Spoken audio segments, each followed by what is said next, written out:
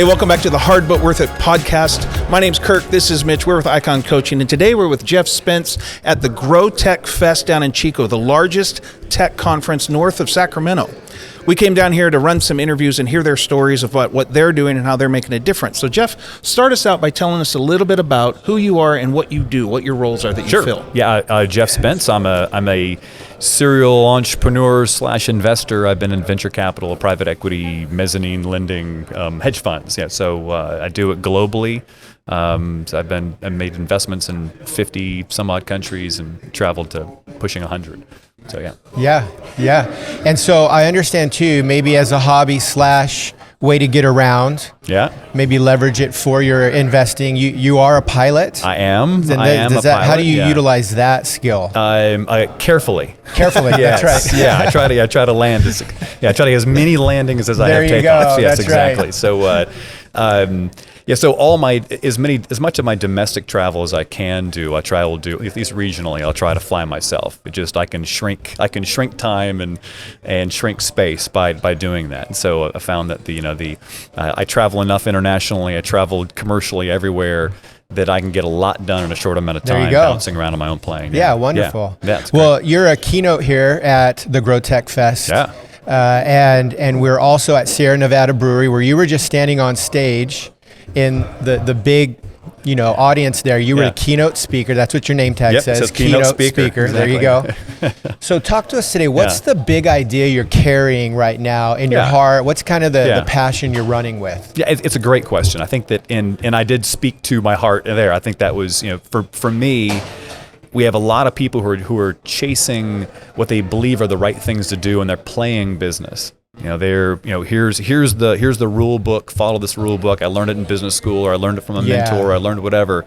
And the reality is that a lion's share of them, and I talk about a mass proportion of them, are doing the things every single day that aren't getting them any closer to their goal. Right. While this very small percentage of people just lucked into it, had the right guidance or whatever, that are just absolutely running roughshod over everybody else. And so the concept being is that what those small proportion of the winners are doing is not rocket science. It really isn't. It's just it's actionable things that can be conveyed and can be taught to everyone else.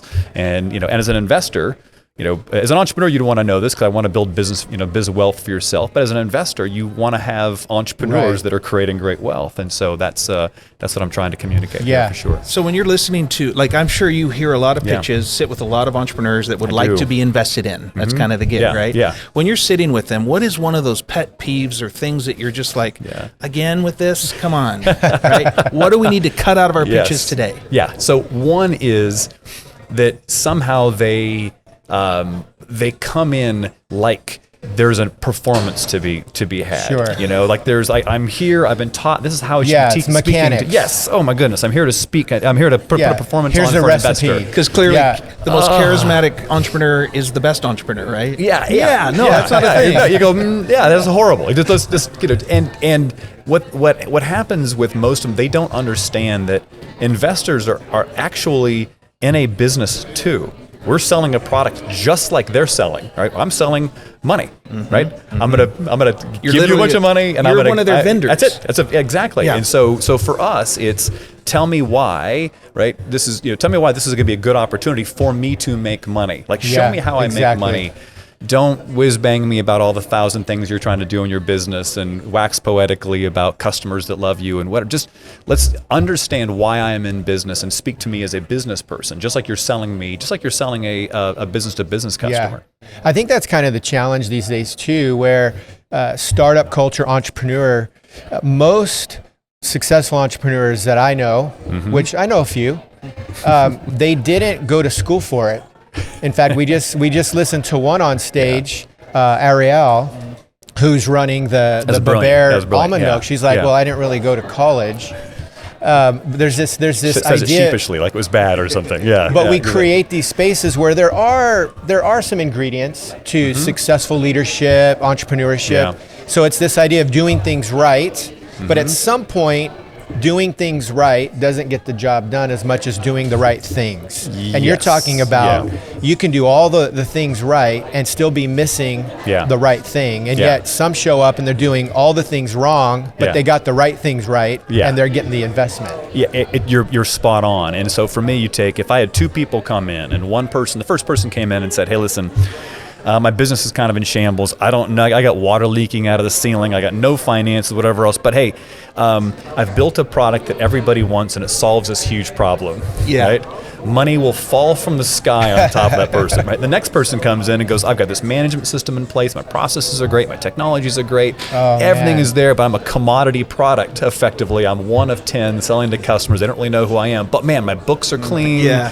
I've got, and they're sitting there, why can't I raise capital? Well, you've focused on the wrong stuff. You over-indexed on things that really didn't matter. And that's what I love about, again, Arielle in here. She goes, I worked on an organic farm and I saw there was a gap in the market. And I think I'm just tearing up. That's beautiful. And she's making almond milk right now. And that's absolutely fantastic. And no one's going to go, I see your almond milk's fantastic.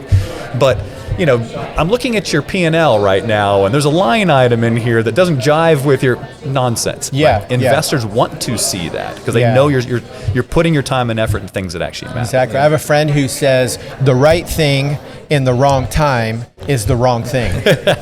And so what you're talking about is there is a level of scale and process that's required at a certain point. But if you push that in front of the startup step of creating a validation, your minimum viable product, your first customer, identifying your market, then you're just moving ahead too fast. You're getting something out of order. And it could even be more caustic than that, because what happens is if my systems or my process get in front of my product, then my product begins to follow my systems and process. I'm afraid of breaking those systems, so I can't pivot. I can't change things, right? And so that's the worst thing. It's almost the greatest handcuffs in the world is to have a fine oiled machine of a business with a lesser product, right? Because I'm stuck. It's rigid at that point. And you've probably hired a bunch of people that are highly invested in systematizing something. Yes, they're geniuses. And that culture now can't let go. And now we're doing the same thing over and over again. I'm wondering if you can pull back the curtain just a little bit for us on the life of an investor. Because I think a lot of people think, you're an investor, you've made it, you've succeeded, you're now giving back, that kind of thing. And like you just said, you're actually just running another business. Right? What's been some of the challenges, or what made this transition into becoming an investor hard? I think a lot of it is when you come from an entrepreneurial background, everything is truth, right? It truly is. I mean, you are living in a world where if I execute today, I sell a product tomorrow, I reap the benefits from it the next day. It's all logical. Then you become an investor, right? And everybody who's talking to you is telling you half truths, and not they're lying to you, but you don't really live in a world of like moving from one point to another. Everything you're looking at, you kind of are a little bit calling BS on everything. The other part of that is that you're a step removed from being able to actuate anything, right? You can't actually impact those things. And so it takes a whole bunch of patience. And for me, it was, listen, I'm speaking about investors. For me, it was easier because I'm kind of a crappy operator. Like I truly am. I'm not a great operator. And so I was kind of always detached. I was surrounded by amazing people who did those things.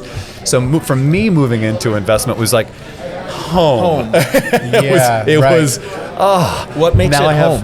What is that? It was really the fact that ultimately, I would always, I would want to say, standing up, getting an award for a fast-growing company. Deep down, it was imposter syndrome. Like it was the people that I was mentoring or supporting or just providing some sort of guidance to that were doing 100% of the work.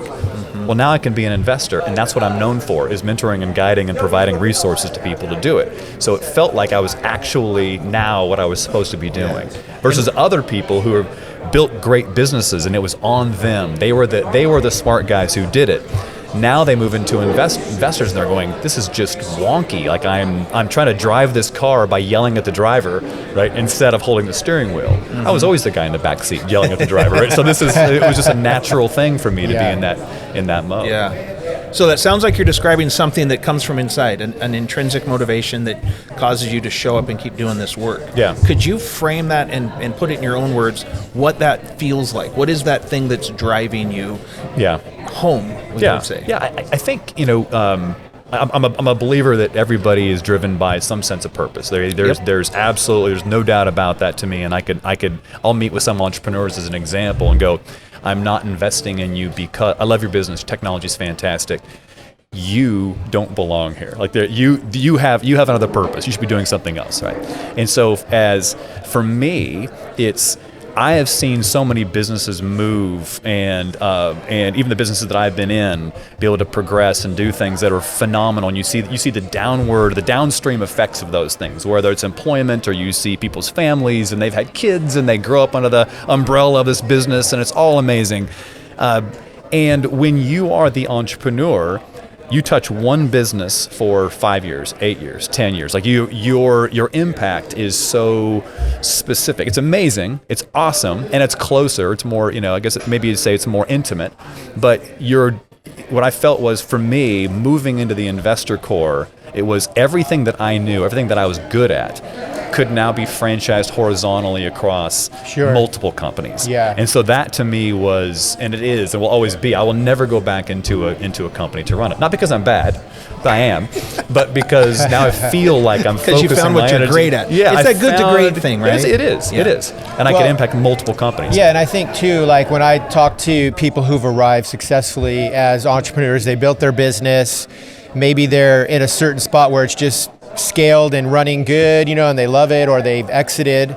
There comes a point where you have a decision to make, where it's like, what's the next thing I'm going to build? Because most entrepreneurs, they're builders, absolutely. Right? They're getting out there, building something, getting it going.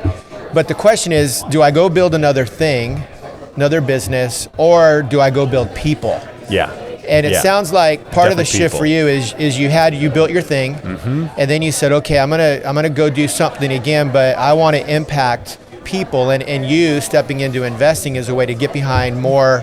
You talked about this horizontal impact. Yeah. Sounds like influence. Influence is certainly the case, and some of it is it's 100%. It's a really good way of framing it up. I wouldn't have framed it that way, but I would say that it's also a little bit of guilt that for some reason, and I don't know why, because it's not intellect, it really isn't. I've never been in a business course in my life. I don't have any formal education.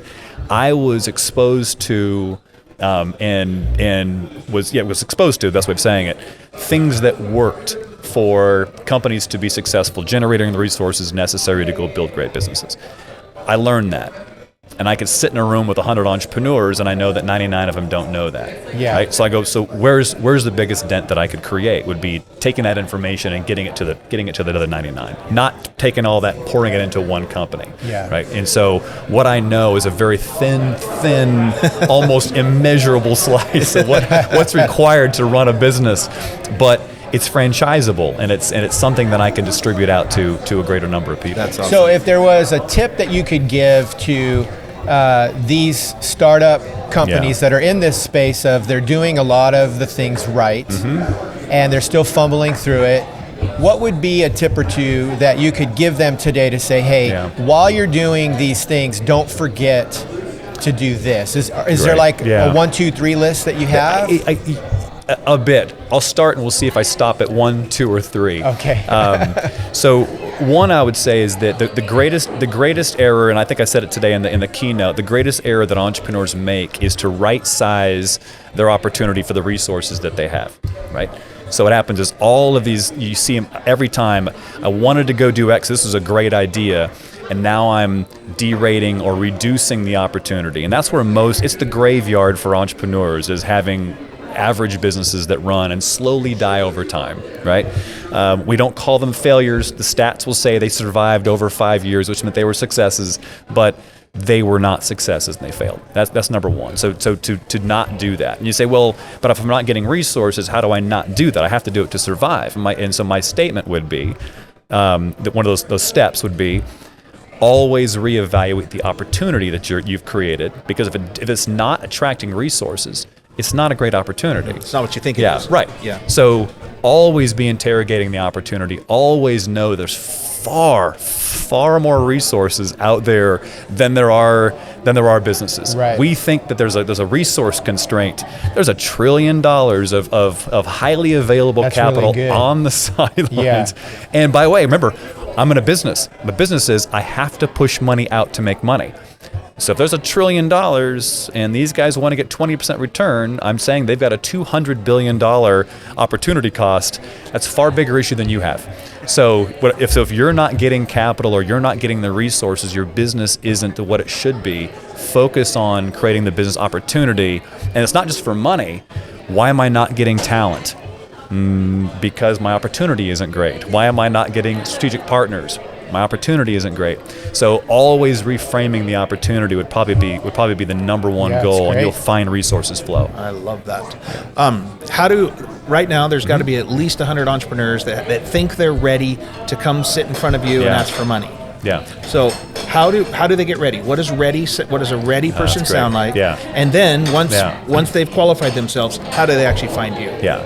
I would say you're ready when you know how I make money, right? Because you wouldn't approach me if you wouldn't approach me if you didn't know that I could make money. Right? So that's number one. And too often the entrepreneurs will go and talk to me about an opportunity that doesn't fit my cost of capital. Right?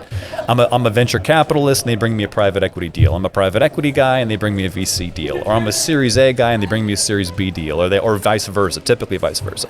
So understanding how I make money and what I'm looking for is a key. The same exact thing as me going and selling software to somebody and realizing my software doesn't fit their business at all, right? And they go, well, I keep losing deals. Well, they couldn't. They don't have your problem. Yeah, they don't have your problem, right? So that's a big one, is understanding that we run a business, sell to us like it's a B2B transaction, right? You're selling me equity that fits my portfolio. I'll give you all the cash that you need. And I'll buy as much as I possibly can if it fits my need. So that's number one. And I say how they'd find me. I'm a little bit of an odd bird. Like I don't, I'm in a number of funds. All the stuff that I do typically comes from random contacts. They're welcome to find me on LinkedIn and send me a personal note. That's great. But I would say is that 90% of them, which is not a bad thing, 90% of them, their deal won't fit what I invest into. Right. But my point being, the first point is there's an enormous population of people out there whose deal fits exactly what they're looking for. And if they just focus on that, they will find the wind in their sails is incredible. And people just don't. They say Jeff Spence investor. Right. Great. Yeah, what do you? Too broad. Yeah, right. It's like saying restaurant. Right. Exactly. Right. Exactly. I need more information. Yeah. I need more information. Yeah, that's awesome, Jeff. Thanks for spending some time with us today. Absolutely enjoyed it. Appreciate your keynote today and you participating. Good. Thanks for the time. Appreciate it.